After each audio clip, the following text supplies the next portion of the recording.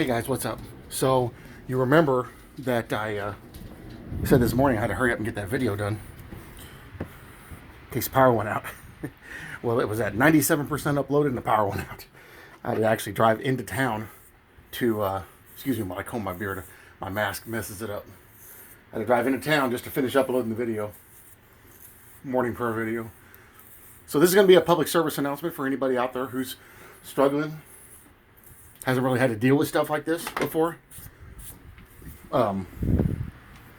Something you can do, because this is what we're doing, I grew up this way, is you can go out, since there's snow on the ground, and collect the snow, melt it on your barbecue pit, that's what we're doing, and you can run it through a colander with paper towels in it and take the debris out. Because like right now we have no water, and we're not able to flush the toilets without water. So we're using that to fill the tanks of the water for the toilet. Now there may be some dirt in there, it may look dark, but at least it's flushing it. And if you need drinking water, then you know you can do the same thing with snow. Strain it, clean containers, and then boil it. And you'll have clean water. The barbecue pits are one of the greatest things you can use to help you do stuff like this. And stay prepared and stay ready for any problems that rise up. Also remember,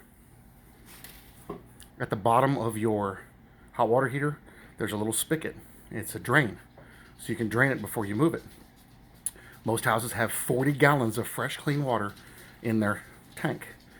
You have to go in there where the wires connect, or find your breaker, kill the power to it. So especially if it's electric, so your elements don't burn up when you empty the tank. But you can hook a piece of garden hose, clean garden hose, up to that, and you can set it something on the floor, and you can fill it up with fill those things up with water from your septic or from your hot water heater. So you have access to water if you're struggling with that. It's all around you. You know, God said there's treasure in the snow. There is treasure in the snow. That's a wonderful source of hydration, a wonderful source of water. You just got to do a few things to get it there. And while you're using your grill to warm up water or melt snow, I've got some baked potatoes wrapped up over there ready to put on there, and we're going to grill some steaks. We're going to use the fire that we have out there so it doesn't go to waste. It doesn't have to be a bad thing what's happening.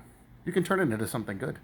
And just it's utilizing what you have on hand, what you have at your disposal. And just thinking. See, a lot of us grew up this way. We had to do this. This is the only way. I mean, I remember going almost a mile, like it was 3/4 of a mile downhill to a creek on a farm when I was a teenager, and we'd had to load up water and bring water back up to the top of the hill just to have water. You do what you got to do. I've used hand pumps to operate wells because the motor went out. You do what you got to do. So if you don't have to suffer, don't. Also, if you're like me and once your Wi-Fi goes out, you have no phone signal. A little trick is to get a 200 amp power inverter. You can buy them for $40, and you can put them in your vehicle. Start your vehicle, take an extension cord, plug it into it, put it in your house, and hook up your Wi-Fi. Then you have access if you're in an area like I am where I don't get phone signal. There's lots of ways, lots of little things to make things work. Well, a 200 amp power inverter will probably run a small space heater. There's ways around this stuff. There's ways to survive this stuff. Because like right now, like this morning, the line just to the checkout in Walmart was from one end of the store to the other. The line to get in was from one end of the store to the other. And people are already cleaning off shelves. Doesn't make any sense. There's no reason why we should struggle if we use our heads, if we think, if we take the time. Both my vehicles are filled up. I mean, we've got ourselves in a good position. All we gotta do is hunker down and wait till it's over. But I wanted to upload that and share that with you guys so you can find ways to help you get through some of these things if you're struggling. Because you just never know. That's why we know these skills. That's why we prepare ahead.